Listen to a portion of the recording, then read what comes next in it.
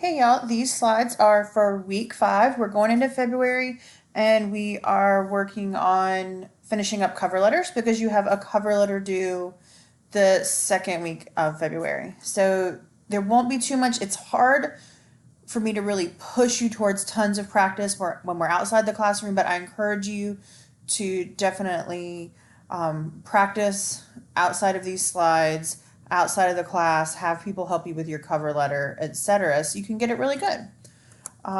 So if I can get it to move forward, we're gonna have essentially what I call cover letter practice, cover letter assignment review, and then if you have questions, send me an email about them. I'm happy to help or post them in the frequently asked questions board. So last week we covered the basics of a cover letter, a business template, a business letter template, the 3 sections on a cover letter: I love you, where you're really praising the company, telling them which job you're applying for, name dropping. Second section, you love me. That could be 1 to 2 paragraphs, but what makes you perfect for this job? Relating some relevant stories, kind of giving your letter a personal feeling, and explaining why you're the best fit, why they should hire you. It's a nice introduction to your resume. And then the let's work together, the third section, where you're just kind of calling the company to action, to interview you, and thanking them for their time. You're summarizing what you've said in the last 2 sections, okay?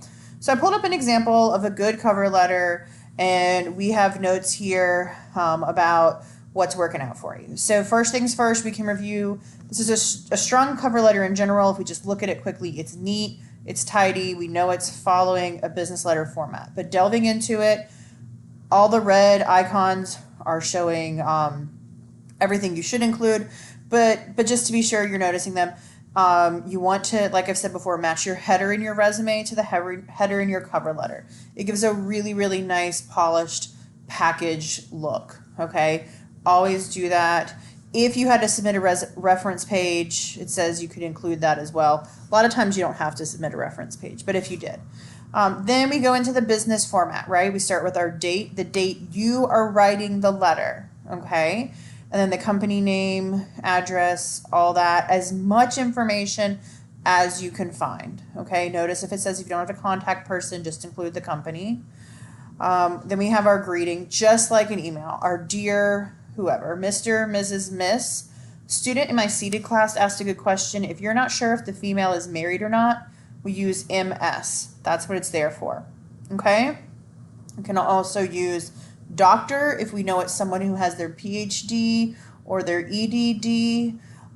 If you're not sure at all, like you've done some research, you've asked your network, and you really can't focus in on who is on the hiring committee, you could put to whom it may concern or dear hiring committee, okay?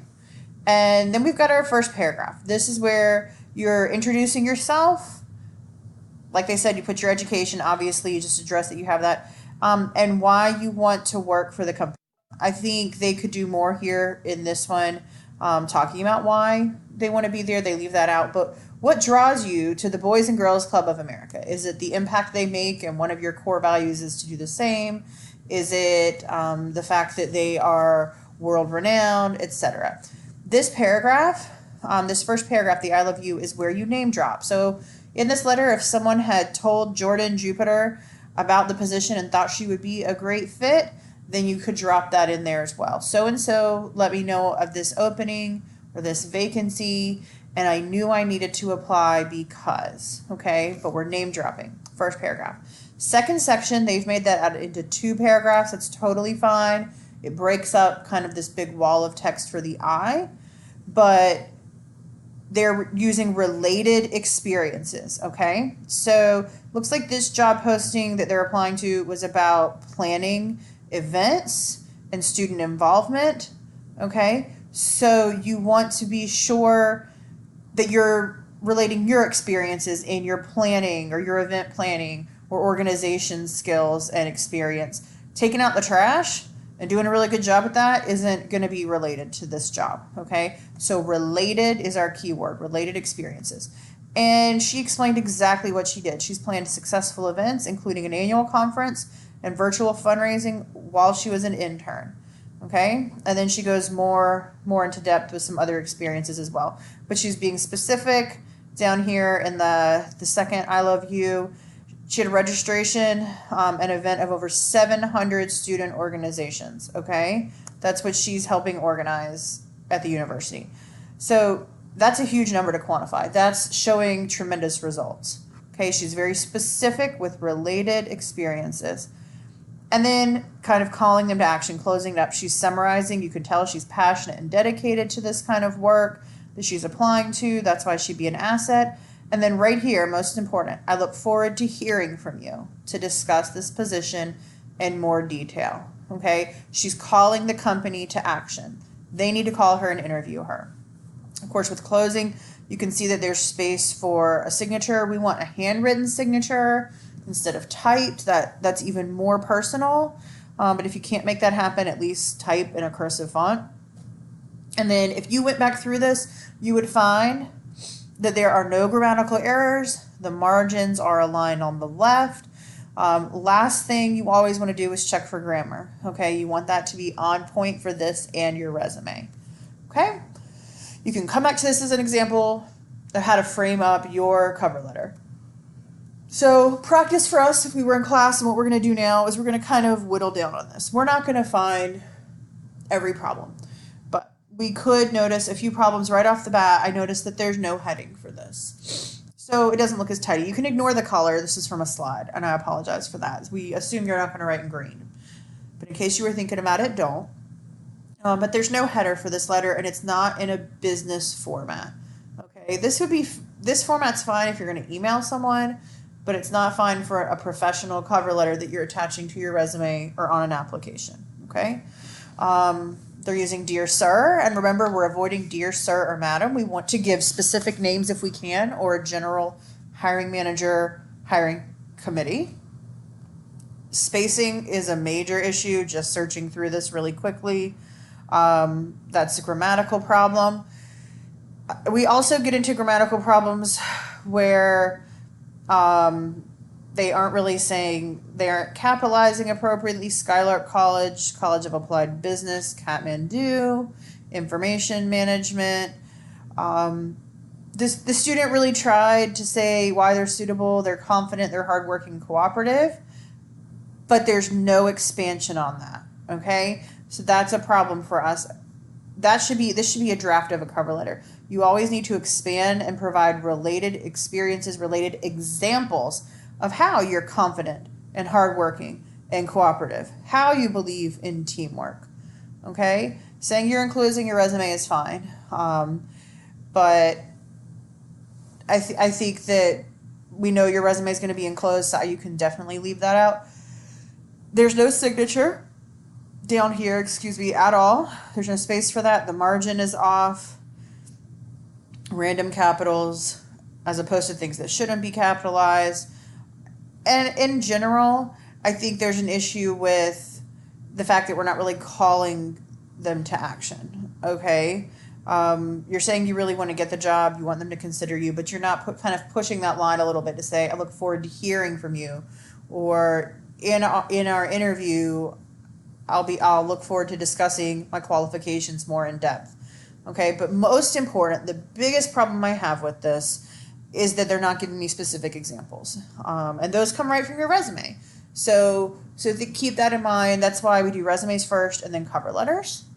Okay, go back to other cover letters and be very critical of them and kind of nitpick. You do have a cover letter assignment coming up. You all have had a series of assignments, and I know you're getting burnt out. After this, we have mock interviews, and then there is a massive lull in the class.